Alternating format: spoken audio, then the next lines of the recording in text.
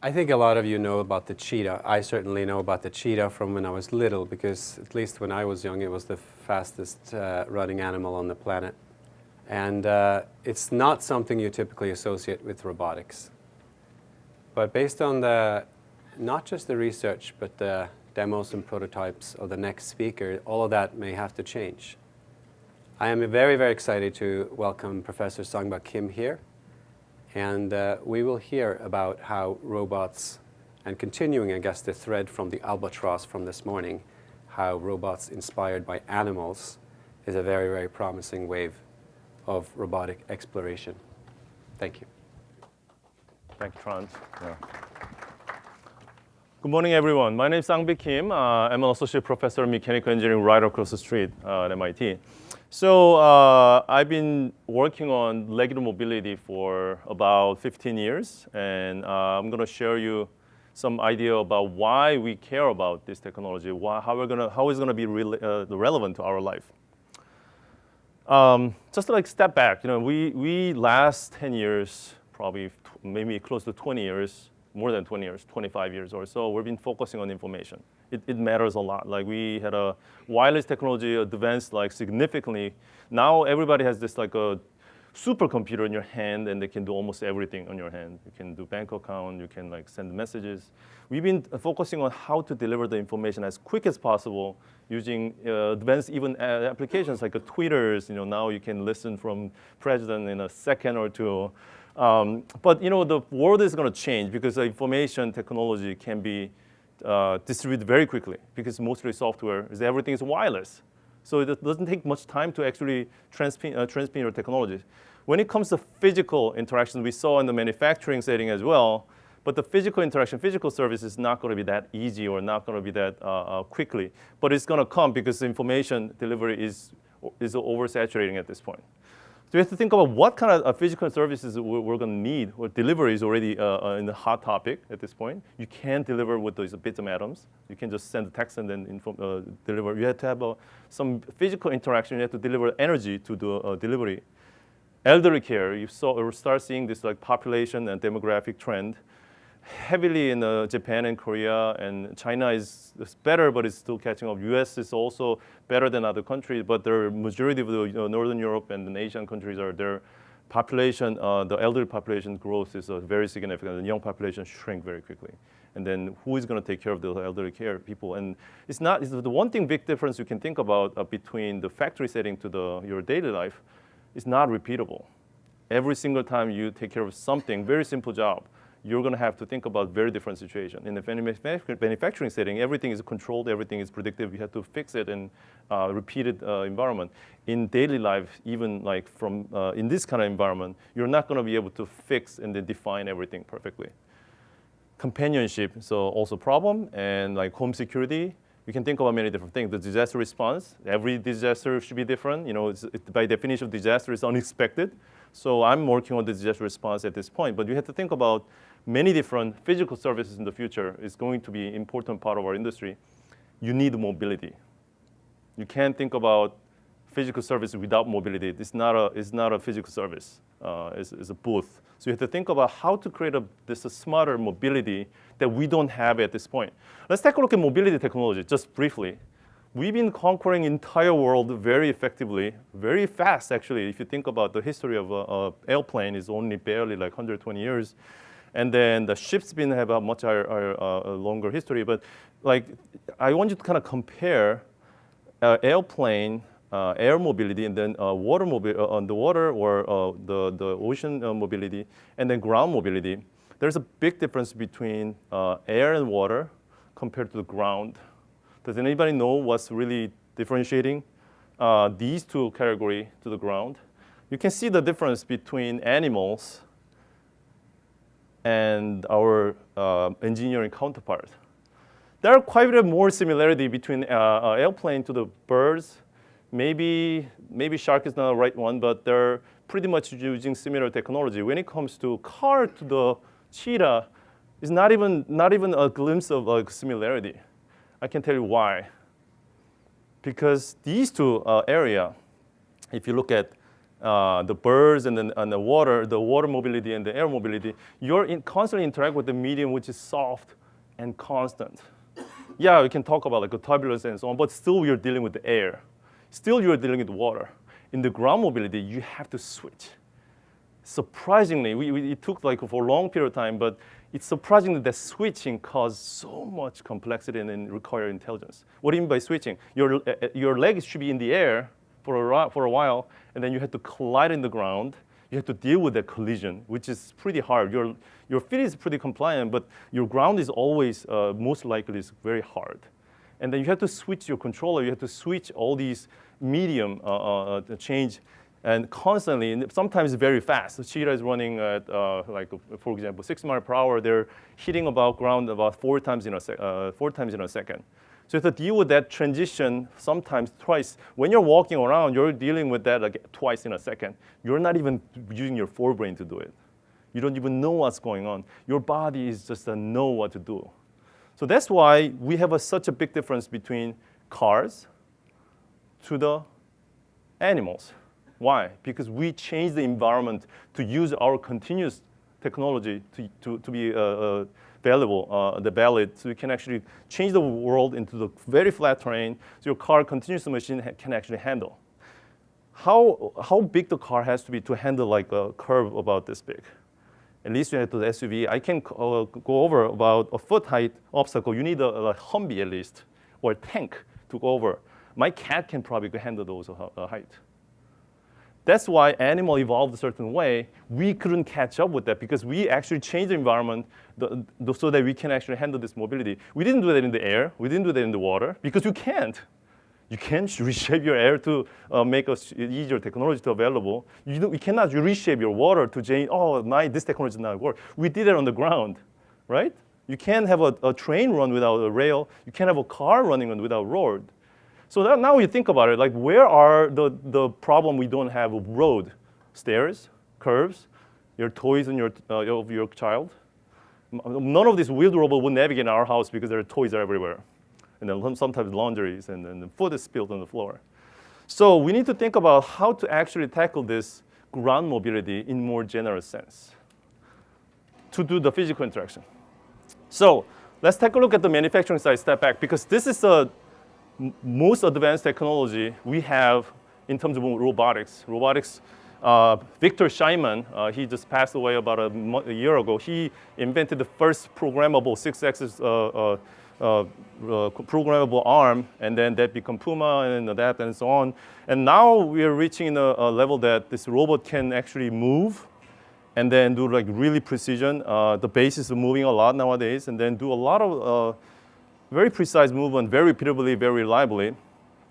I cannot imagine doing this with my friend, like a tilt and then push, and then your finger can pinch in the corner. Like, human probably would be much, much worse than this. But you gotta take a look. Every factories, you go there, see if any robot actually rub or collide with the object or even the environment. What do you mean by that? Like, we do that all the time. Think about how you get out of this door, get out of this room, and then how you interact with your door. You're not approaching your door, and now interact, turn on, and then push. Nobody do that. You just walk through and then collide into it. But your hand is soft. You know how to handle those collisions, so you don't even think about it. How long do you think it's going to take for you to open the door, get out? It takes like less than a second. There's no single robot can do that within a minute at this point. And these manufacturing robots are fantastic in position control. They absolutely have no clue about a physical interaction and collision because it's nothing to do with the software. Your hardware, no matter what intelligence you put in, these robots cannot handle physical interaction because they're built to be very accurate and repeatable. It's very rigid. The rigidity is key to actually quality control in the manufacturing. Yet, in that kind of technology is still used in our mobility world. So you've probably seen this the robotics challenge videos. These robots are still using same kind of technology. I'm not going to show a video because it's going to make you laugh all the time, lose the point. I just trying to show that these looks like a superhero, but actually they're using same manufacturing technology. They behave very, very rigidly. And yet animals are very, very different. You don't need to even look at the YouTube video. You can play with your hand. You can play with your ankles. They are constantly interacting with the environment in a very harsh way. You don't hear them because they're very quiet, and they're very efficient. Think about how accurate are they. They're not very accurate. I can't even draw a circle accurately. I can't even draw a straight line. If my hands are out of my vision, my accuracy drops down less than an inch, sometimes 3 inches, 4 inches. But yet, we do something our engineering technology absolutely have no clue. Think about the balance. Think about the force control, the posture control. When it comes to mobility, mobile robot, not in the fixed in the ground in the manufacturing setting, you have to deal with a completely different set of challenges. So that's what we've been focusing on. In order to achieve the mobility, you need to deal with the impact. And then our machinery, the hardware even cannot do that.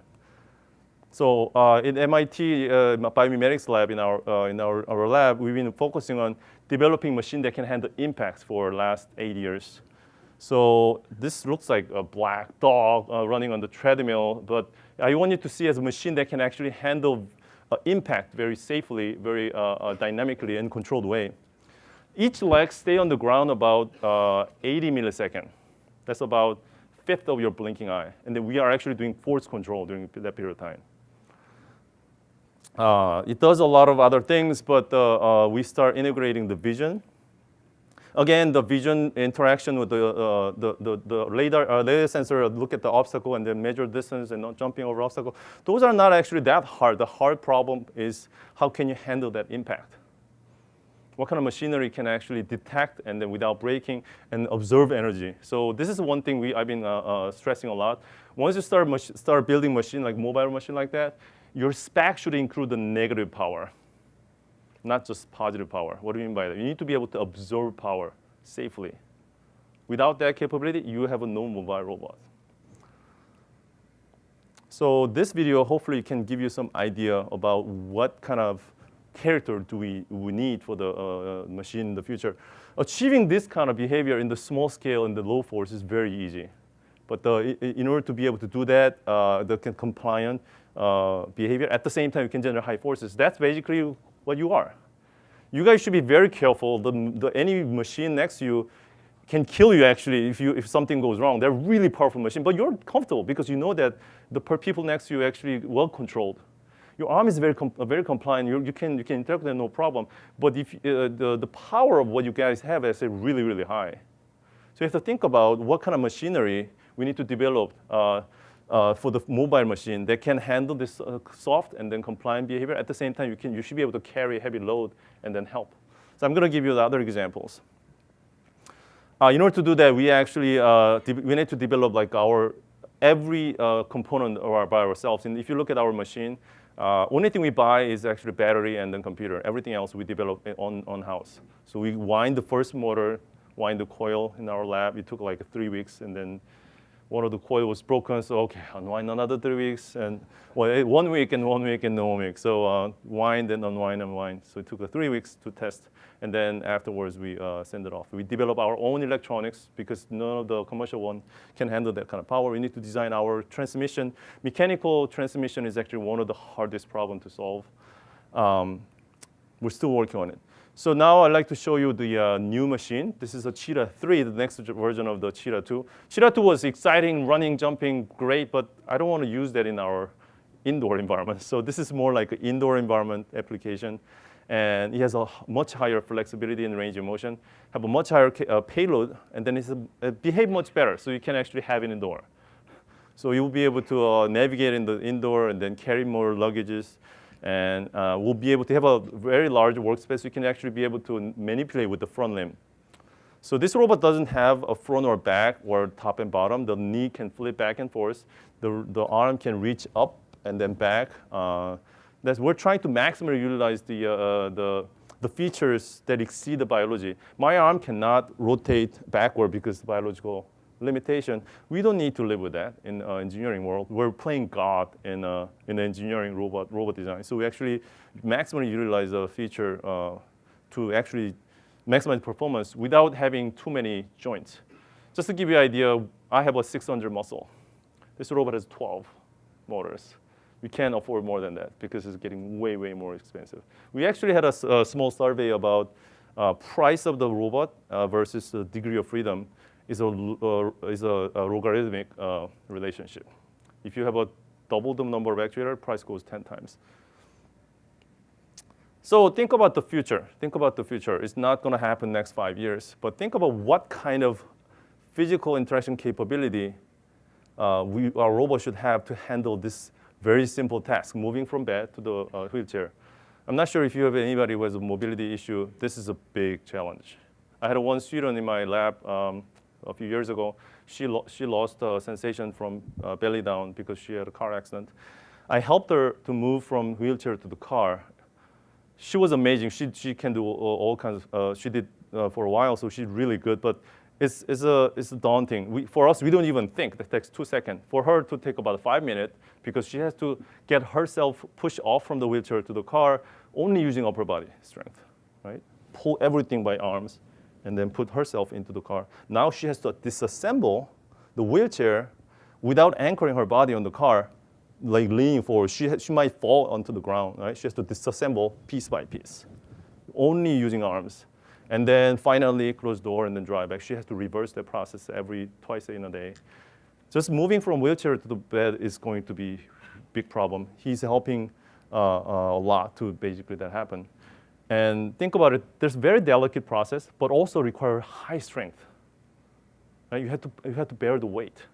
And we are pretty good at it. We have intuition. We have so much algorithm, we don't even know where it's happening. But in robotics world, we still have a very few idea position. How about force? We have a very simplistic approach in the algorithm. We need to think about how to make it a lot more adaptive, a lot more smart. And locomotion world that I'm working on is actually relatively simple, even though there's a lot of switching.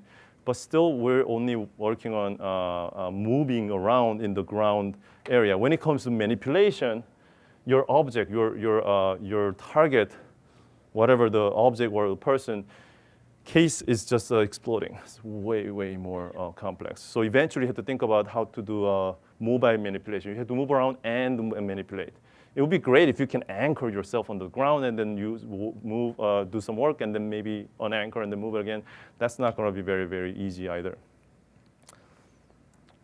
So, this is a pretty old video, but like you might be able to see a mobile robot walking around the street and then helping us, like maybe delivering some food.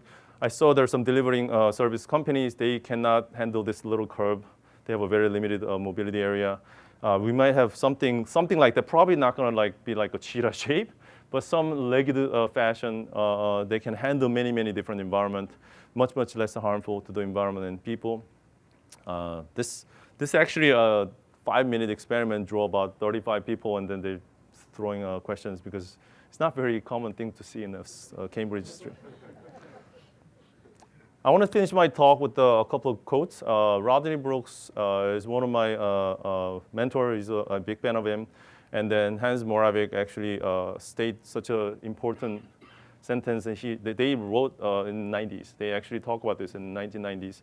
Nowadays, everybody forget about it, how important, how challenging to actually deal with the physical environment. You have to think about beyond bits and atoms. You have to think about how to actually exchange energy and power carefully and safely to the environment. Thank you very much.